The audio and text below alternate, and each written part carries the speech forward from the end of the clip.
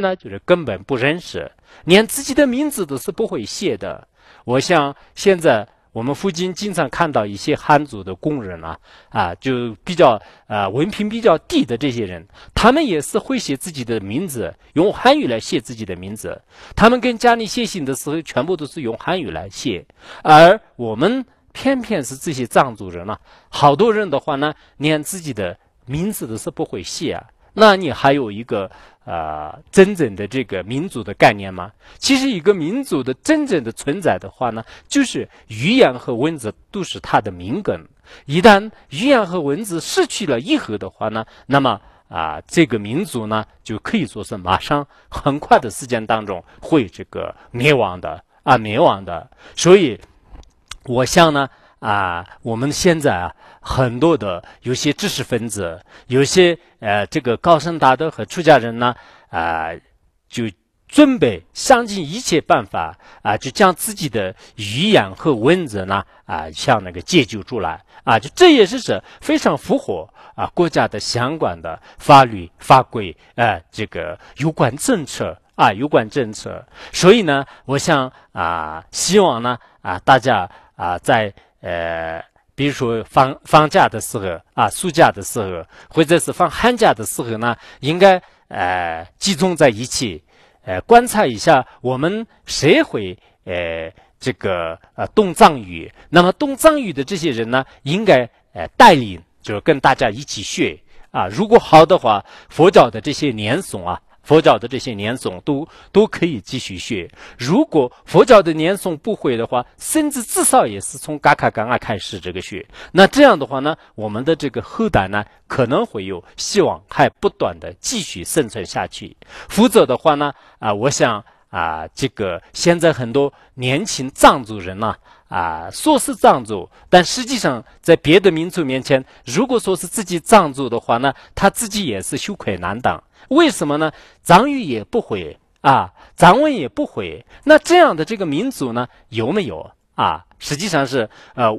如果是真正的一个藏族人的，在别的民族面前，我很自豪的拍着胸口，我说我是藏族人。如果有人问你是藏族人的话呢，那么你写一写自己的名字，你说一说你非常流利的一个藏语的话呢，恐怕是你不会说的。尤其是最近呢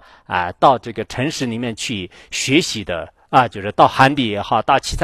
他地方去学习的这些，包括有些中学生、大学生，甚至一些小学生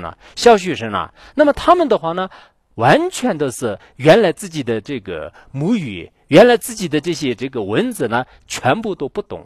就是自己的这种藏文全部什么不懂的。回来以后的话呢，全部都是现在的这个有些事件的这个其他民族的这个语言文字。那这样是有没有必要的？我觉得是我们如果是真正是自己是一个藏族人的话呢，至少也是把这个语言文字的基础呢应该留得下来如果我们觉得是以前呢，就因为各种各样的这个原因很多人都不会说藏话，很多人都不懂藏语的话呢，想尽一切办法有空的时间当中呢，现在各个地方都在这个学习，这是非常合理的，非常这个合情合理的。这一点的话呢，我想是相关的我们的这个有关的这个领导的话呢，就是也不应该这个制止他们呢，因为我们学习文化知识的话呢，其实这不是这个犯法的。有些领导的话呢对这个自己的民族文化也不懂，宗教这个教义呢也不懂，然后当前的一些国家的这个宪法或者说是一些这个法规法令的话呢，他也不懂，他只是为了就是混饭，然后呢口口声声都说这个不准那个不准，其实全部都是没有一个政策的概念，就是以自己的主观为主了，就开始这个如果我们在其他地方学习，如果我们在合理合法的就真正的一些正常的工作和正常的一些活动的话呢，他只是眼里的话呢，始终是这个看不惯严重制定。那我觉得这也是一种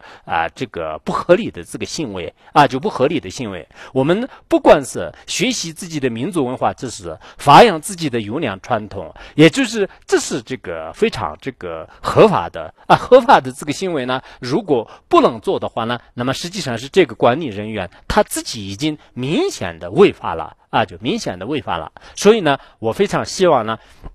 我们很多地方的这个学者就是有知识的人呢